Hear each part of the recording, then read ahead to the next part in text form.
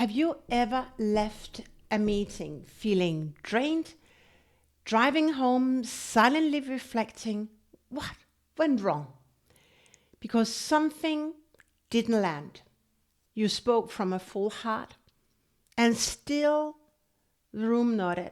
The room moved on. If that has ever happened for you, this video will explain why and how to fix it. You probably heard that the fastest way to success is to be of service. And you took that seriously. You show up, you help, you fix, and you carry the culture of the organization on your shoulders. But here's the truth. Leaders with half emotional intelligence than you oftentimes command the room. There are two frequencies of service. The one that makes you respected, and the other that makes you invisible. It's not a personal flaw, it's a learned survival strategy. Today, we're going to fix this, and I'm going to draw a framework that explains why brilliant, heart-centered HR leaders oftentimes find themselves stuck in the execution trap. 90% of all leaders operate from a transactional level. The transactional level, also what I call the doer. The doer mindset, or the nervous system of a doer, is wired for transaction. The architects operate from a very different nervous system because they are not in that room to be liked.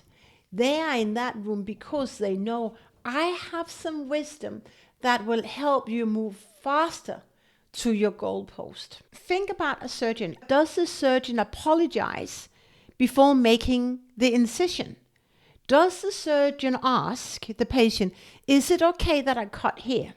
No. So what we want to do, or need to, is to shift, not learning more about HR policy, but learning about how to recode your identity so that you take the room as the surgeon, so that you no longer ask for permission to speak, no longer seek approval if people like what you share or not, but you are in that room to serve other people, to help them get unstuck. So let's diagnose. Audit your last high-stake meeting. When you had an idea that came to your heart, how did you introduce it? Did you say, sorry to interrupt, but can I just add something? Or, I know you're really busy, but I just wanted to share this. Or did you, at the end of the point, say, does this make sense? This language that is fatal for your influence. Another observation is that oftentimes very brilliant HR leaders essentially apologize for taking up space. When you speak with hesitation, you trigger a specific response in dominant leaders, and what they do is that they instantly dismiss you. It's not personal. Their nervous system is scanning the room for danger, scanning the room for certainty. A lot of us women have been taught to be in the room, smile, be polite, but don't use our voice. It has worked, it has served you, but where you want to go next, now that nervous system is sabotaging your success. You are literally standing in your own way. So you must teach your nervous system that your voice is good enough, that your voice is no longer a request, that your wisdom is no longer a request, that it's a requirement that you are in that room, that it's a requirement that you speak power to truth, authentically, of course, but that you use your voice, that you serve other people. And you are definitely not in that room to facilitate a meeting. You are in there to diagnose the health of the problem, to diagnose what they miss out on. And then it's your task to help them understand what they ignore to be aware of. Now let's look at a second pattern that destroys your standing and your personal brand, and that is that of over-explaining. Over-explaining is a trauma response. Your nervous system has become your strategy, and that is sabotaging your presence, your career move, the message you really want to get across. Say what you know to be true, honor what's going on in the room, the energy in the room, and then let the silence talk. Remember, you do not need any approval to do your job. So now how do we operationalize this? We cannot go from a doer mindset to an architect just by watching this video, just by reading books, just by thinking about it.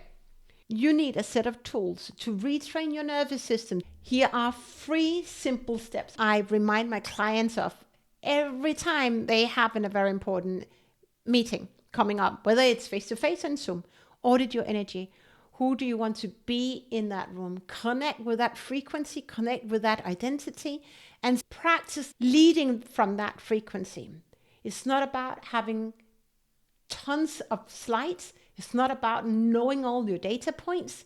It's really about becoming that version of you you really need to be in that room. Step number 2, what do you want out of that meeting? Most people haven't defined what they want out of the meeting.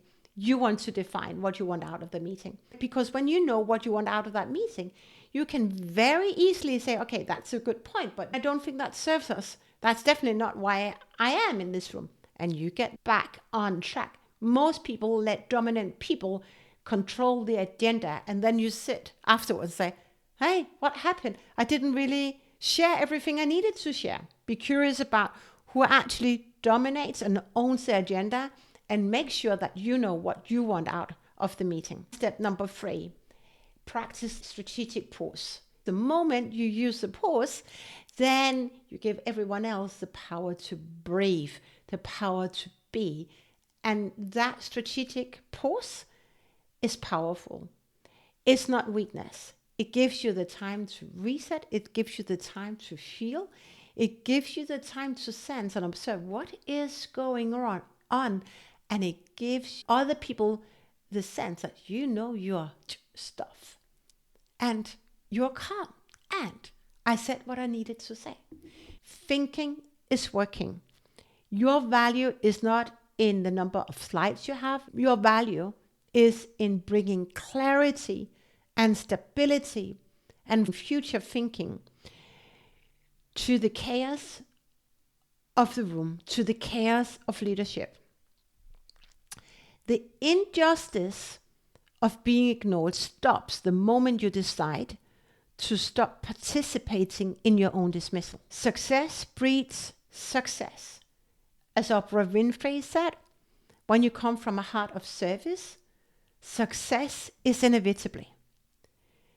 If you are ready to recode your identity and finally let your light shine bright, speak power to truth, and own your worth, then grab your free spot for my upcoming workshop. Use the link below. I will see you there.